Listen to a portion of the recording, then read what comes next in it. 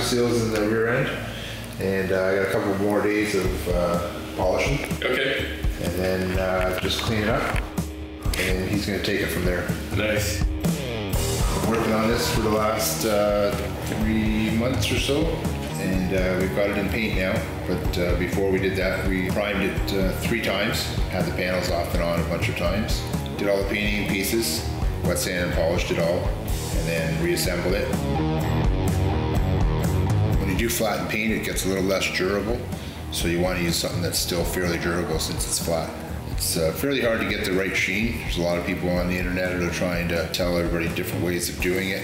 So that's painted on top, or is that's painted on top? You don't want to put too much paint on, otherwise you get too thick of an edge. If you wait for the paint to dry, then it will make all jagged edges as you pull it off.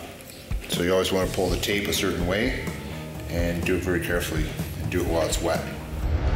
So it's the 48 Anglia. Anglia? Yeah. Never heard of that. Yeah. English car. Okay. Yeah. The guy's had it in his garage for over 35 years, and he just started working on it 2-3 years ago. Took a couple breaks in between, so we finished it. Just happened to get done at the same time the show was coming around, so he said, "Oh, what do you think?" And I said, "Yeah, sure, take it to the show." So it won grand champion, so that's pretty cool. Yeah, right on. And we've, I don't really want to brag about it, but we've won 4 times out of the last 5 cars that we've entered. Okay. So and this is Motorama in Toronto. Yeah, one of the biggest shows in Canada for sure. Yeah. One of our other buddies won an award there at Motorama too. He had that old pickup on the gun carrier. Yeah. Oh yeah. I seen that one.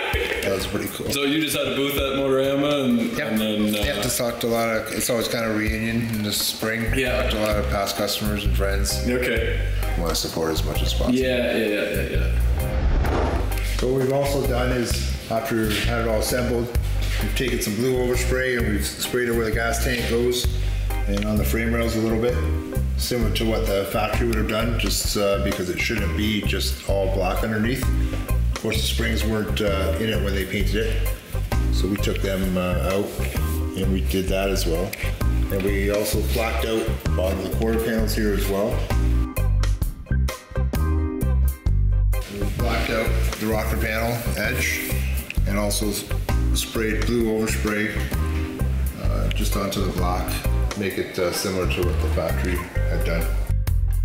Wheel wells will get undercoated, and underneath the floor will get undercoated. The dealership would have gotten the car and they would have undercoated it all, so he's going to do similar. He'll assemble it all and then he'll put an undercoating all underneath to make it look like it was. So most of the stuff we do, we would never do this. It's only to original cars. The ultimate goal at the end is to have everything fit as good or better than it did. Yeah, probably this time next year. Okay. Should be on the road. You'll let us know. We'd love to see it finished and something like with it all together. Yeah, I'm sure the customer would love to show you guys and okay. take some video of it. Yeah, beautiful. Hey, thanks for watching. Don't forget to like and subscribe, because you never know what you're going to see next week on The Boss Garage. If you like what you see, there's a lot of stuff happening to help support the channel. And remember, if you're not filthy, you're not rich.